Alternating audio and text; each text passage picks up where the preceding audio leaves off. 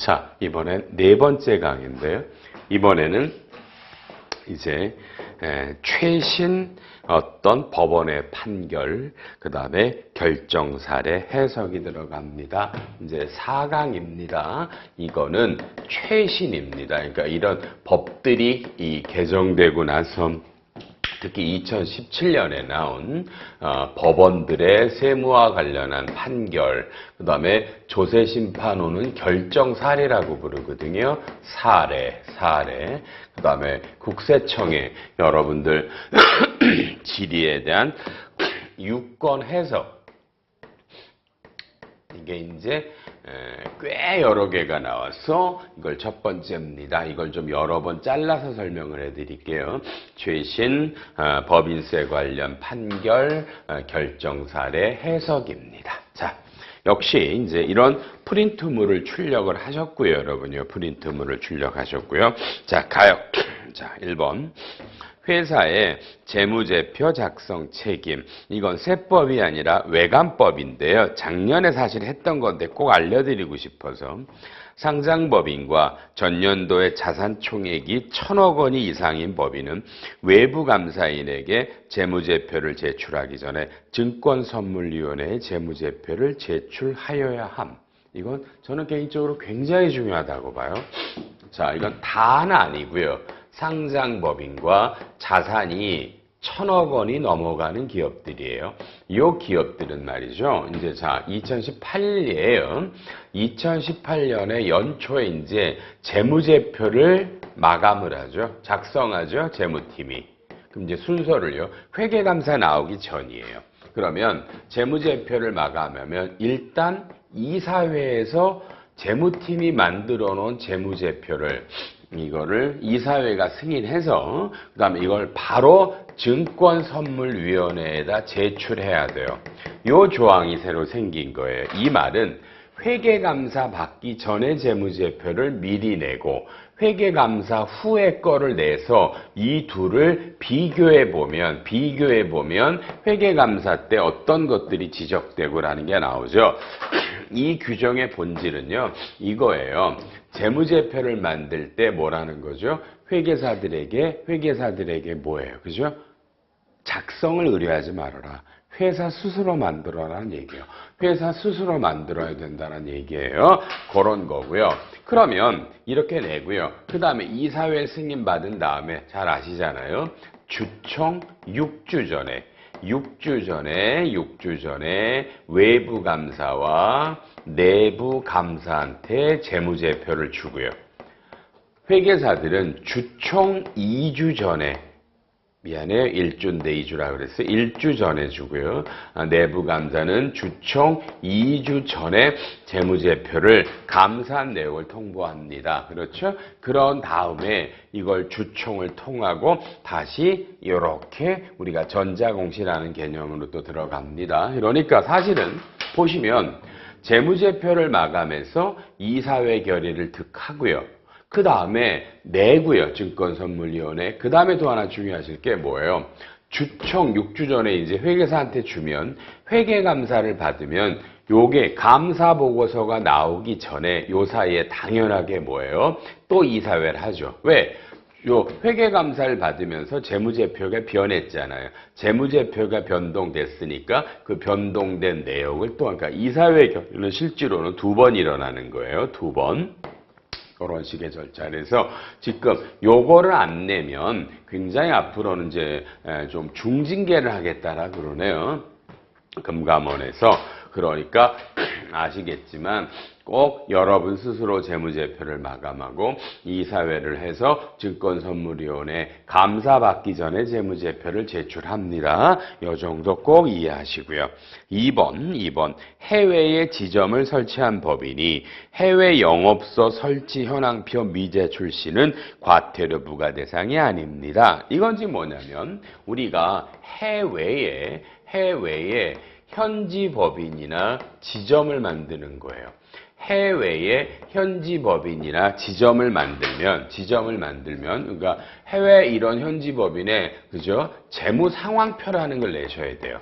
재무상황표가 그러니까 요 회사의 재무제표가 어떻고 손익계산서가 어떻고 요걸 내시는 거잖아요. 그렇죠? 이거를 3월 달에 결산 재무제표 법인세 신고할 때 같이 내는데 요것들을 안 냈을 때 과태료가 기본적으로 500만 원 정도의 과태료가 붙거든요.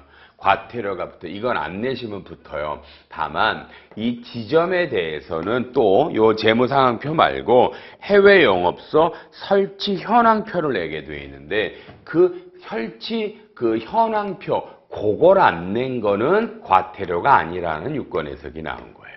이건요. 이거 조심해 주세요. 요건 아니다.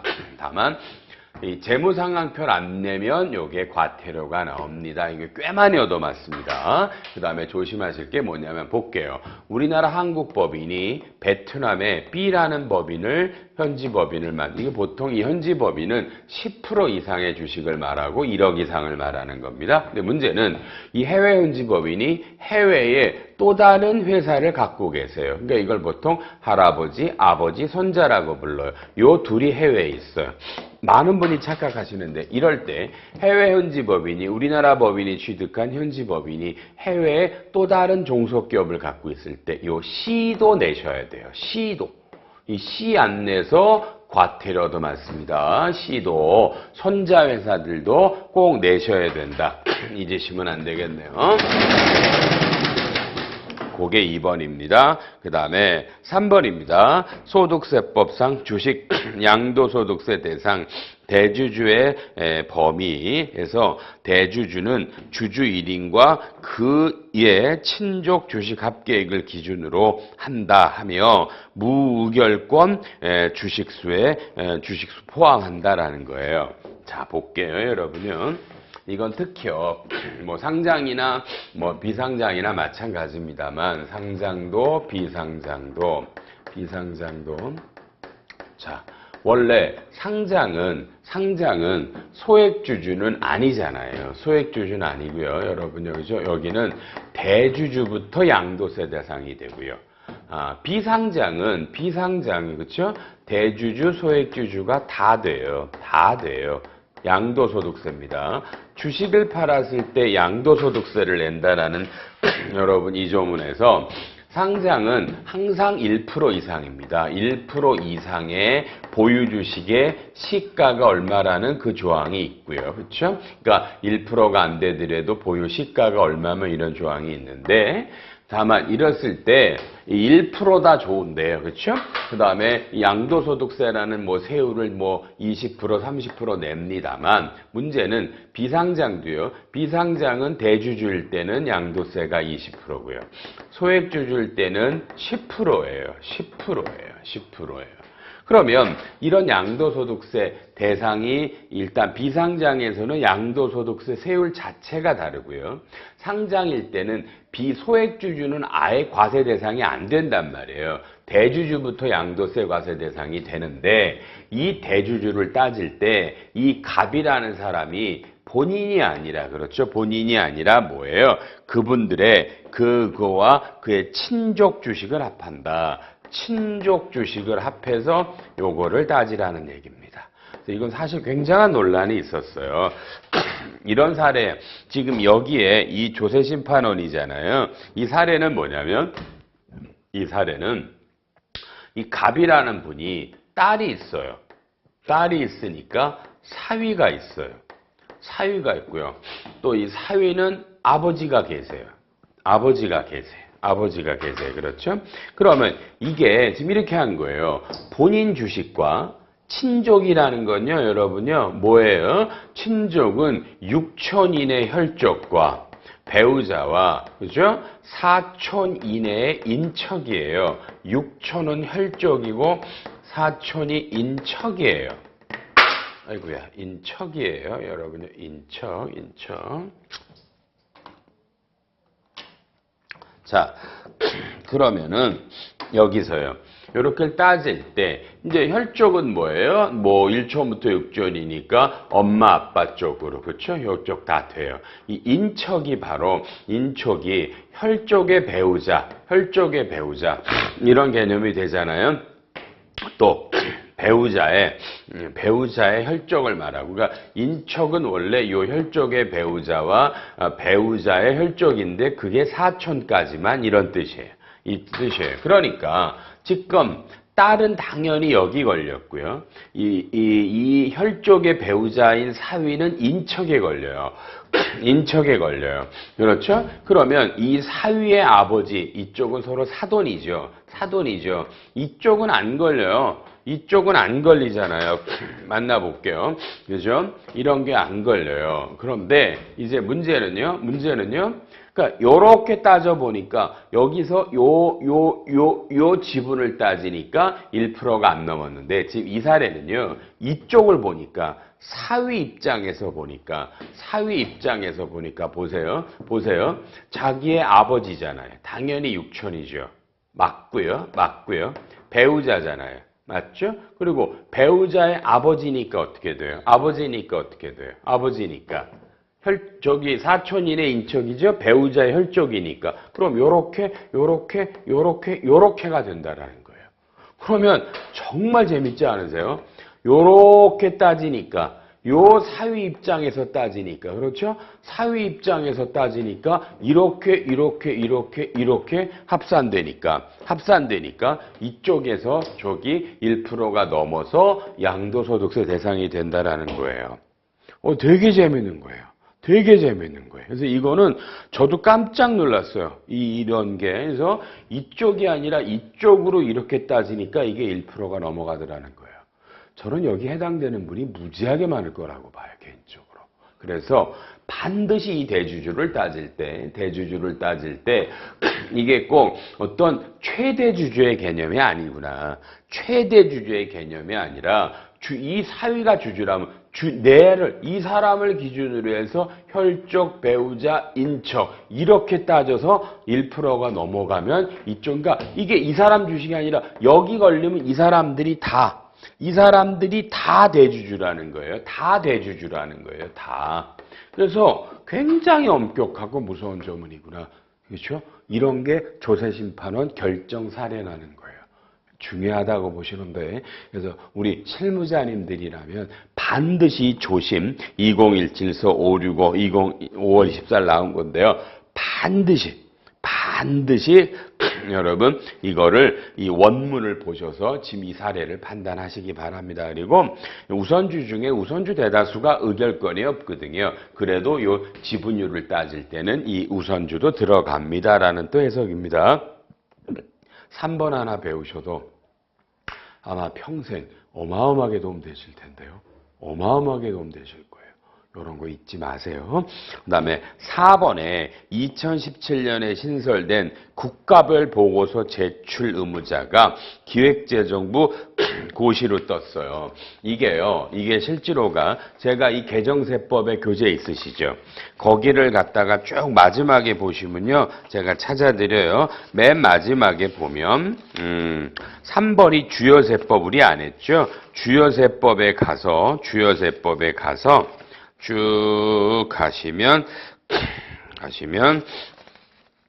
거기 그 맨 마지막에 4번에 국제조세 조정에 관한 법이 있어요. 저는 여기 써놨죠. 4번에 국제조세 조정에 관한 법인데 여기 보시면 다국적 기업에 대한 국가별 보고서 제출 의무라는 게 여러분 신설됐어요. 이제까지는요, 보통 개별 기업 보고서, 통합 기업 보고서라는 말밖에 없었잖아요. 그죠? 근데 이번에 이게 이제 개념은 이거예요. 우리나라 기업들 전 세계 연결되어 있는 법인들에 대해서 실제로는 실시간으로 자료를 다 파악할 수 있는 시스템이 돼야 된다는 의미고요. 아주 무서운 조문이에요. 그래서 이거를 원래는 개별기업 보고서, 통합기업 보고서가 2016년에 세법을 만들고 올해 3월까지인데 이걸 석 달 안에 이걸 내는 건 불가능해요. 그래서 실제로 올해 이 법을 바꾸면서 연말까지, 그러니까 올해 아직 한 번도 낸 적이 없어요. 그러니까 2016년 거를 2017년 연말까지 내는데 이때 만든 김에 국가별 보고서라는 걸 하나 더 만들었어요. 그럼 국가별 보고서는 누가 내냐면 봐요.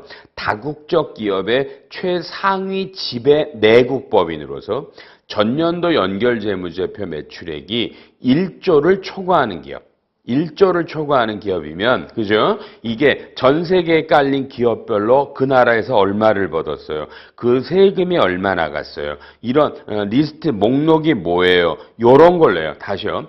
다국적 기업의 최상위 지배 내국 법인으로서 전년도 연결 재무제표 매출액이 1조를 넘어가는 법인이 국가별 보고서라는 거를 만드셔야 돼요. 국가별 보고서. 그런데 이게 애매하니까 기획재정부가 국가별 보고서 제출 의무를 고시한 겁니다. 이건 저희 원책에는 당연히 실려져 있어요.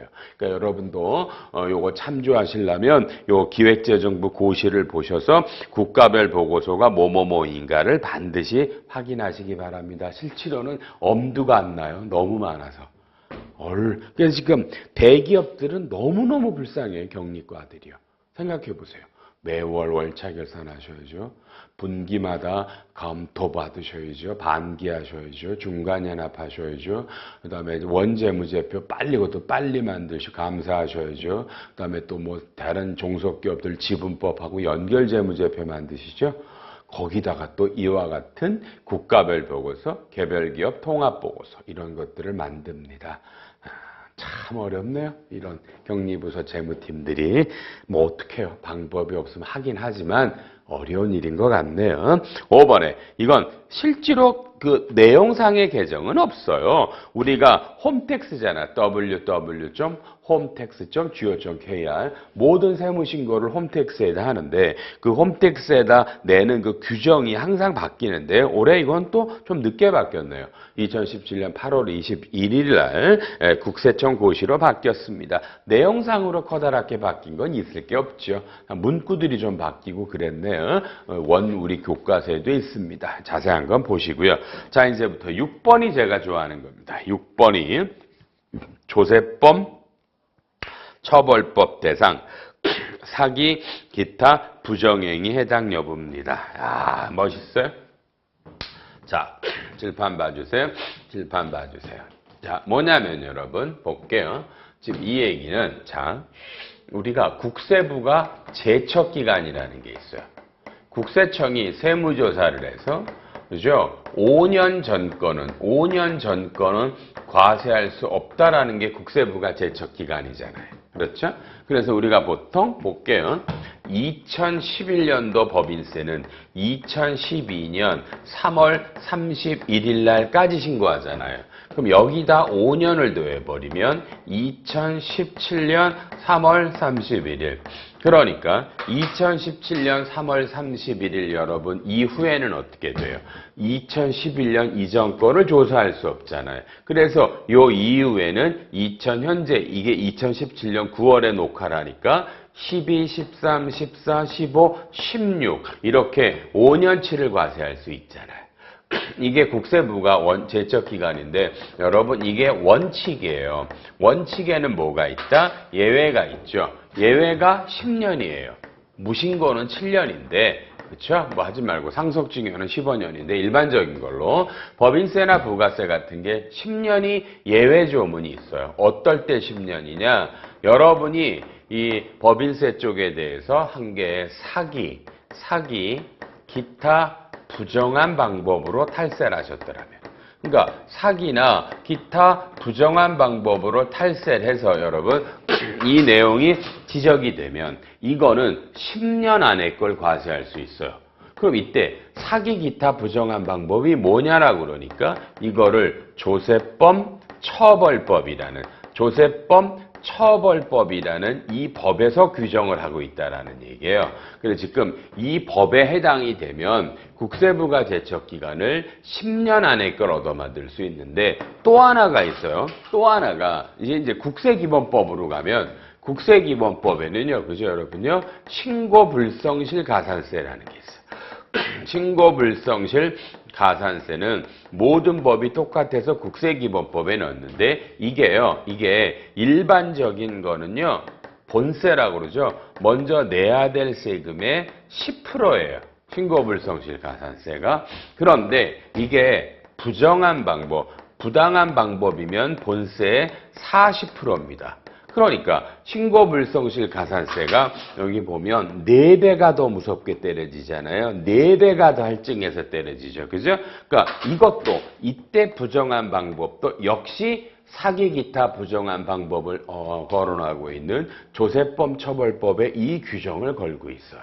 그래서 사기 기타 부정한 방법에 거시면 국세부가 제척기간이 10년이 걸리시고요. 그리고요, 이 가산세가 40%가 걸리고 이 법에 걸리면 원칙적으로 뭐죠? 일정 이 금액, 탈세한 금액이 일정 이상이시면 벌금 또는 징역형이에요. 근데 이게요, 금액이 크면 엔드로 가고요. 엔드로 가고요. 어느 정도 금액이 적으면 벌금과 징역형을 이제 하나를 받는데 금액이 커지면 병과라고 그러는데 둘 다 때리실 수가 있어요. 둘 다 얻어맞으실 수가 있어요. 둘 다가 이런 것들이 있습니다. 그래서 지금 이 사기 기타 부정한 게 뭐냐에 따라 엄청나게 달라지잖아요. 그러니까 우리가 일반적으로 뭐예요? 이 조항을 걸 때 그냥 맨날 하는 거 매출을 누락했다. 매출을 빼먹었다. 가공 매입을 했다. 가공 인건비를 급여 처리했다. 이런 것들인데 문제는 이 법에 아주 애매하죠. 이렇게 돼 있어요. 뭐냐면 이런 나쁜 짓을 한 거 플러스 이게 기기묘묘하게 처리해서 도저히 정상적인 세무조사로는 이게 발견할 수 없을 정도로 자 기기묘묘할 때 그죠? 그럴 때만 이게 사기 기타 부정이라고 잡고 있다고요. 그러니까 그냥 일반적인 세무조사로 이런 것들이 바로 눈에 띄면 사기 부정이 아니라는 거예요. 난 이 세상에서 가장 웃긴 법이라고 보는데 그냥 웃기잖아요. 여러분 안 웃기세요? 매출 누락하고 가공 매입하고 가공 인건비를 처리했는데 기기묘묘하게 처리해서 붙잡히면 사기 부정이고 그냥 일반적인 조사로 찾아낼 수 있게 처리했으면 사기 부정이 아니래. 뭐 이런 법이 다 있어. 저는 하여튼 처음 봐. 무슨 대한민국 법이 이럴까? 전 잘 모르겠어요. 창피하기도 하고요. 다만 어떻게 해요? 그렇다라는데. 그래서 이건 어마어마한 사례들이 있어요. 근데 이 사례가 흐름이 있어요. 이것도 웃기잖아요. 2016년에는요. 웬만한 매출 누락, 가공 매입, 가공 인건비는 사기 부정이 아니라고 판결들이 나왔어요. 근데 올해 정권 바뀌었죠. 정권 바뀌었잖아요. 올해부터는 또 웬만하면 사기 부정입니다로 나와. 전 모르겠어요. 그래서 여러분의 그냥 지금 올해 나온 이런 것들 사례가 뭐뭐 있는 알려드리고 흐름은 웬만하면 사기 부정으로 가요. 사기 부정으로. 도저히 조사위원들이 사기 부정이다라고 말하면 그냥 여러분은 10년으로 제척기간 얻어맞고요. 40% 가산세를 받고 그나마 여러분이 선방하면 검찰에 고발해서 이렇게 벌금이나 징역형을 회피하실 수 있으면 그나마 저는 선방이라고 봐요. 요것도 애매해. 애매하다고요. 그러니까 10년 얻어맞고 40%로 가산세를 내더라도 검찰이 고발이 돼야 징역형이 나오거든요. 요거 검찰 고발 없이 그냥 이 상태에서 조사가 마감될 수 있으면 그것도 잘 받으신 것 같아요. 자, 이제 사례 잡아드릴게요. 사례 동그라미 1번 빨리 여러분 한번 읽어볼게요. 뭐라고 써있냐면 신용불량자 해당 등재에 따라 타인명의 사업자 등록 및 세무신고는 해당 안 된대요. 오케이? 그럼 이건 뭐예요? 내가 신용불량자라서 내 명의로 사업자 등록이 안 돼요. 그래서 어쩔 수 없이 내 동생, 형, 친구, 친지들의 이름으로 빌려 사업자래요. 이거 사실 명의가 틀린 거거든요. 이거 어마어마한 중죄인데도 이거 이유가 내가 신용불량자이기 때문에 내가 못해서 어쩔 수 없이 그런 거고요. 다른 건 다 잘했어요. 그러면 사기 부정이 아니랍니다. 참 중요한 것들입니다. 2번은요. 상장법인 대주주가 회사 임원에게 명의신탁한 주식 양도는 해당이 안 된대요. 이것도 또 웃기지 않아요? 왜냐면요. 이거예요. 칠판이요. 왼쪽 잡을게요.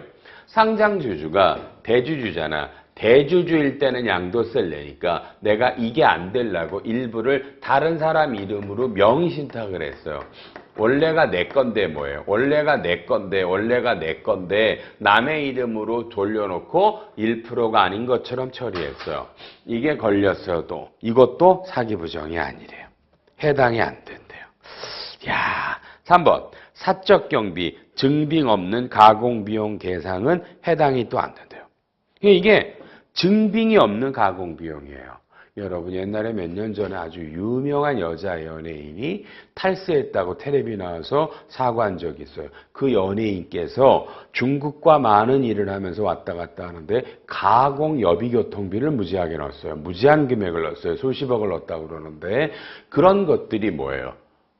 증빙 전표 보면 나오잖아. 뒤에 증빙이 없어요. 그렇죠?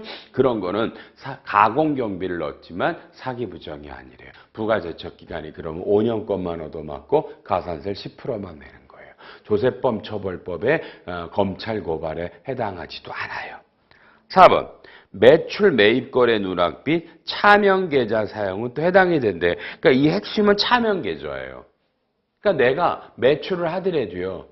회사 장부에 매출은 안 하고 그냥 내 이름 계좌에 넣어놨으면 이거 해당 안 된다라고 나왔을 건데 내가 회사가 매출을 해놓고 이거를 매출을 뽑아서 개인이나 법인 장부에 안 잡고 이걸 내 이름이 아니라 다른 사람 이름 차명 계좌에 이 돈을 회사나 개인 사업자 매출 누락한 돈을 다른 사람 이름의 통장에 넣어놨어. 이러면 못 찾게 하려고 의도적인 거야. 매출 누락 자체가 의도적이지만 그냥 웃으세요. 이런 거는 해당이 된다라고 한 거야. 차명 계좌 쓰시면 그러나요? 차라리인가 여러분 안 걸리시려면 그죠? 여러분 어디 가서 저기 제주은행 같은 데 가서 계좌 하나 트고 넣어놓는 게 나을 것 같아요. 다른 사람 돌리면 사기 부정이 걸릴 것 같아요. 그 다음에 5번 가공인건 및 장부 계상은 해당되는데 이거 말이 안 되잖아요. 일도 안 했는데 일한 것처럼 취해서 올렸단 말이야. 그죠? 이건 또 가공 해당이 된대 사기 부정이. 이건요 2016년에는 틀림없이 사기 부정에 해당하지 않는다라고 나왔어요. 해당하지 않는다고요. 올해는 사기 부정이래요. 이걸 저한테 물으시면 안 돼요. 판결하는 사람들이 그때마다 지금 답이 나오는데 달라지는데 올해는 이게 사기 부정으로 가는 것 같아요. 6번 실제 수익 금액을 기록한 엑셀 자료나 수기 장부들이 보관돼 있어요. 매출 누락을 했는데 그런 데이터가 있다고요. 이런 게 있다라면 사기 부정이 아니래. 왜요? 그런 자료만 보면 바로 매출 누락이 파악되니까 아니래. 나는 어쨌든 해당된다 안 된다를 이양수야. 네가 다시 설명해봐. 저 설명 못해. 그냥 그 당시에 판결하는 분들. 조세심판원의 어떤 분들이 어떤 의도로. 이건 참 어렵네요. 이건 더 늦기 전에 우리나라에 이걸 적용하는 지침은 있어야 된다고 저는 봐요. 어떻게 판결하는 분들 의도에 따라 사기 부정에 해당이 되고 안 됩니까? 매출 누락이면 매출 누락이지 내 통장에 넣어놓으면 안 되고 남의 통장에 넣어놓으면 해당이 됩니까? 가공경비는 왜 어떤 사람들은 사기 부정이라고 그러고 어떤 사람들은 사기 부정이 아니라고 부릅니까? 역시 이것도 그런가? 가공인건비를 처리해서 그 사람 통장으로 넣어놓고 그 사람 통장에 있는 돈을 내 통장으로 다시 받아왔으면 사기 부정이 아니고 다른 사람 명의의 통장으로 그 돈을 빼돌렸으면 사기 부정이란 뜻인가? 보다 구체적인 기준을 원합니다. 나와야 될 것 같습니다. 다만 그저 이런 나쁜 짓을 안 하시는 수밖에 없습니다. 그냥 기본적으로 이런 나쁜 짓은 앞으로 국세부가가 10년, 그 다음에 가산세 40%, 잘못하면 검찰 고발에 따라 징역형을 받을 수 있다는 것을 명심하시기 바랍니다. 너무너무 중요한 얘기했습니다, 여러분요. 자, 이것도 너무 길어지면 짜증나죠? 한번 자르고 들어가서 또 하죠.